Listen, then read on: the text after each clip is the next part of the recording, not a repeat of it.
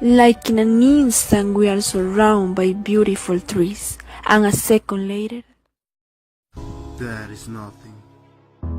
We have arrived only by green.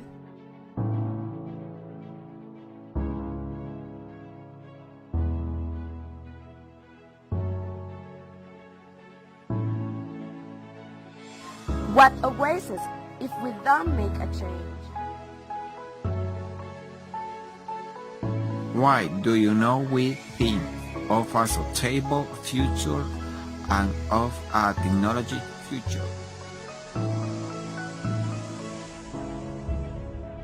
Growing economically and protecting the environment are opposite sides of the coin.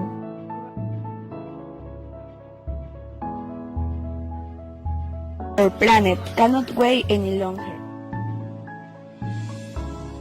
Let's take this message to everyone. If the environment falls, humanity does too. Let us be continuous. Evolve the natural rights that the earth offers us.